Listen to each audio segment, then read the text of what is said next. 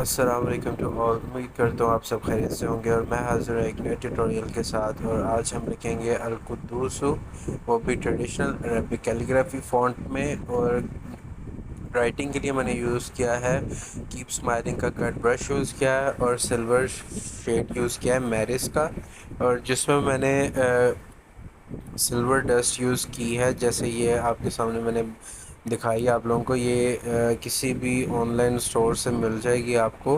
और ये ख़ासकर राइजन पिगमेंट्स में इस्तेमाल होती है। और मैंने इसको एक्रेलिक में यूज़ किया और ये वर्केबल होती है। इसके ऊपर वार्निश वगैरह कुछ भी किया जाए तो ये वर्केबल है, क्योंकि ये राइजन में भी एज आ एक्रेलिक और राइजन और साथ में ये पिगमेंट यूज़ होता है। तो इसका कोई इतना साइड इफ़ेक्ट नहीं है कि आपकी पेंटिंग वार्निश करते हुए ख़राब हो जाएगी। और आप इसका सिंगल स्वाइप देख लें कि ये सारी पेंटिंग जो है सिंगल स्वाइप है। और कीप स्माइलिंग के कट ब्रश से मैं कर रहा हूँ। और ये मैं भी यहाँ पे ब्रश पकड़ने का तरीका आप लोगों को बता रहा था कि कुछ जो होते हैं वो इस तरह करते हैं, इस तरह करके पकड़ें, इस तरह करके पकड़ें। कहीं से भी आप जैसे आपको आपके लिए कन्वीनियंट हो आप उस तरह ब्रश को कैनवस के ऊपर चलाएं। और अपना जो है सिमत जो है, अपनी जो सिमत है उसको जो है सही तरह से देखें कि आपने किस साइड पे ब्रश चलाना है, तो उस तरह उसका ख़त जो है एडजस्ट करें। और कीप स्माइलिंग का 9 नंबर ब्रश मैं इस पर यूज़ कर रहा हूँ। ये सिंगल स्वाइप पेंटिंग है, अभी तक मैंने कहीं पे भी डबल स्वाइप नहीं किया। और आप देख सकते हैं कि शिमर शेड जो है सिंगल स्वाइप में भी वर्केबल है, वो भी सिर्फ एक पिगमेंट के कुछ डस्ट ऐड करने से। और अल कुद्दूसु हम लिख रहे हैं ट्रेडिशनल कैलीग्राफी में। बिगनर से बस यही कहूँगा कि चीज़ें जो हैं वो सारी मिल सकती हैं, मिल जाती हैं, लेकिन जब तक वो करना नहीं चाहेंगे तो सब चीज़ें इम्पॉसिबल ही लगेंगी। और अक्सर जो है पेंटिंग करते हुए ये जो कॉर्नर्स होते हैं, एंड कॉर्नर्स जो होते हैं या स्टार्टिंग कॉर्नर्स जो होते हैं, वो काफ़ी बोल्ड हो जाते हैं। तो उनको जो है थोड़ा प्रिसाइज करने के लिए क्या करना पड़ेगा वो भी आपको इसी वीडियो में पता लग जाएगा। और ये ख़ासकर जो ट्यूटोरियल, जो छोटे छोटे ट्यूटोरियल्स मैं लेके आता रहता हूँ, ये जो है बिगनर्स के लिए होते हैं कि वो जो है बिगनर सीखें कि हम अपना स्टार्ट कैनवस से किस तरह लें। एक सिंगल सिंगल वर्ड्स कंपोज करके आप लिख सकते हैं। और ज़रूरी नहीं है कि आप ट्रेसिंग किए बगैर ही आप स्टार्ट करें, ट्रेसिंग करके आपके लिए ही आसानी होगी। और मैं ज़्यादातर जो है ट्रेसिंग इसलिए करता हूँ कि मुझे सिर्फ एक आइडिया हो जाए कि मैं किस तरह इसको स्टार्ट करूँ और मुझे कहाँ पे वर्ड एडजस्ट करना है। बाकी जो है लिखना तो खुद ही है, चाहे कंपोज करके लिखो या कंपोज किए बगैर लिखो। और डिटेलिंग के लिए मैं ये वाला ब्रश यूज़ करूँगा। और ये 3 का सेट आता है और मैंने उसमें से सिर्फ एक ये वाला बाय किया था। और ये मैं बैकग्राउंड के बारे में बता रहा हूँ कि मैंने बैकग्राउंड जो है इसी पेंट ब्रश से, इसी के ऊपर, इसी से मैंने इसके ऊपर टेक्सचर दिया था। और काफ़ी वर्केबल मुझे लगा इसका जो था, क्योंकि इसको एडजस्ट करना आपके हाथ में है कि आपने इसको कितने प्रेशर से कहाँ पे यूज़ करना है और इसको आपने किस तरह चलाना है। और ये सिंपल बैकग्राउंड है जिसको मैंने मार्बल इफेक्ट में कन्वर्ट किया, क्योंकि ये मुझे बहुत ज़्यादा सिंपल लग रहा था। और ये कैनवस मैंने री यूज़ किया है।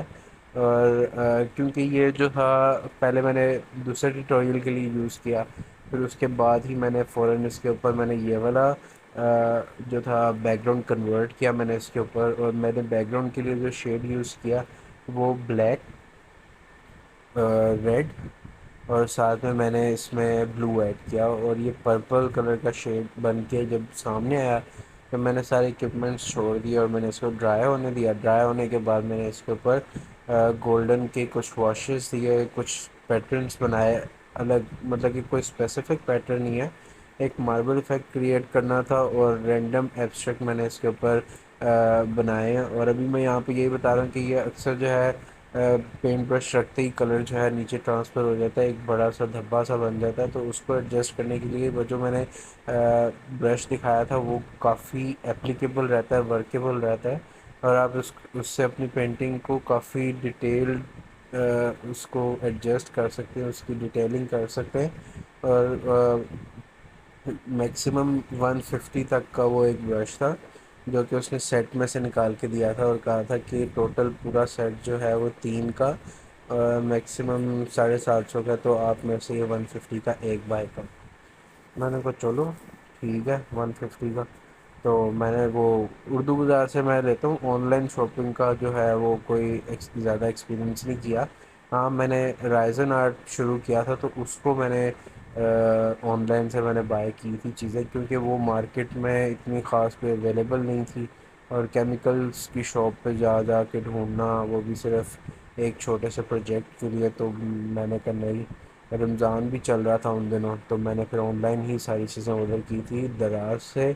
और कुछ इंस्टाग्राम से मैंने स्टिकर्स वगैरह वगैरह मंगवाए थे।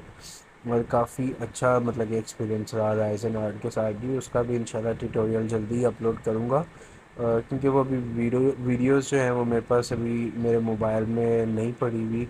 और ये ज़्यादातर वीडियोस जो हैं वो मुझे लैपटॉप में ट्रांसफ़र करनी पड़ती हैं, और मैं वहाँ से एक एक करके इनको एडिट करके तो ट्यूटोरियल बना रहा हूँ। और बाकी जो है ये प्रॉपर पूरी पेंटिंग जो है सिंगल स्वाइप से थी। और यहाँ पे मेरा पेंट जो था बिल्कुल ख़त्म होने वाला था, और ये सिर्फ वाटरी एक फ्लूइड सा पेंट मैंने बनाया था। कोई इतना थिक नहीं था कि इसको सिंगल स्वाइप से किया मैंने। ये सारा उस पिगमेंट का ही कमाल है। और अब जो डिटेलिंग करने वाली है वो मैं इसी ब्रश के साथ करूँगा, जैसे कि आप देख रहे हैं इस पेंटिंग में भी। और जो डॉट्स होते हैं ना और एराब्स होते हैं वो जो है आपकी पेंटिंग में काफ़ी अहम रोल करते हैं, प्ले करते हैं कि आपने अपनी पेंटिंग को किस तरह डीपली लोगों तक पहुंचाना है। तो डिटेलिंग के ऊपर ज़्यादा फोकस किया जाए, बजाय इसके कि नहीं लिख सकता, प्रिसाइज नहीं लिखा जाएगा ये वो। तो ये डिटेलिंग करने के लिए जो है ये प्रिसाइज साइज के ब्रशेस इसीलिए मार्केट में अवेलेबल होते हैं कि आप उससे कुछ फ़ायदा हासिल कर सकें। इसका ये फ़ायदा था कि ये इसका जो ब्रिसल्स थे काफ़ी लॉन्ग थे, और इसको एक बार डिप करने से आप काफ़ी बार स्वाइप कर सकते। और ये काफ़ी जो है वर्केबल है। और उम्मीद करता हूँ आपको ये ट्यूटोरियल पसंद आया होगा, आप लोगों के लिए कई हद तक हेल्पफुल भी साबित हुआ होगा।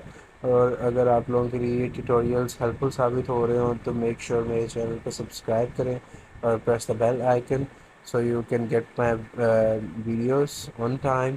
और बाकी अगर कोई पेंटिंग से रिलेटेड कुछ भी पूछना हो तो आप मुझे इंस्टाग्राम पे डीएम कर सकते हैं।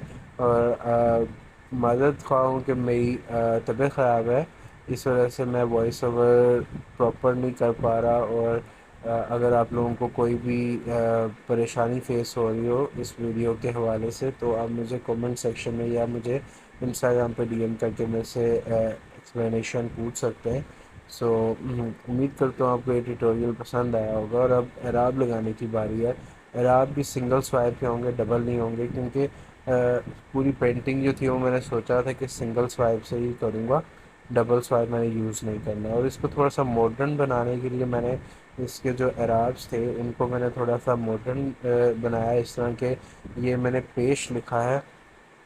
और मैंने इसको थोड़ा सा मॉडर्न बनाने के लिए मैंने इसको थोड़ा सा कर्व कर दिया। इसकी फर्स्ट जो स्टार्टिंग थी उसको मैंने कर्व कर दिया, क्योंकि ज़्यादा मॉडर्न यही हो सकता है कि एराब्स को या फिर ज़बर ज़ेर जो होती है उसको आप एडजस्ट कर लें। ख़त जो होता है वो ट्रेडिशनल अरेबिक कैलीग्राफी फ़ॉन्ट था, तो इसलिए मैंने इसके अंदर इतना कुछ ख़ास ऐड नहीं किया। और बाकी एराब में जो खूबसूरती होती है वो जो है डिटेलिंग से आती है।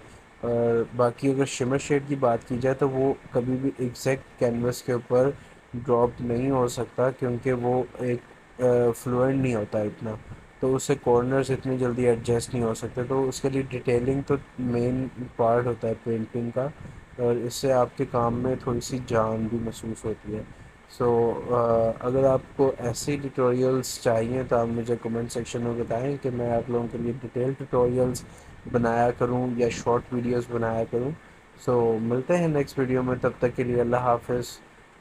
Thank you for watching.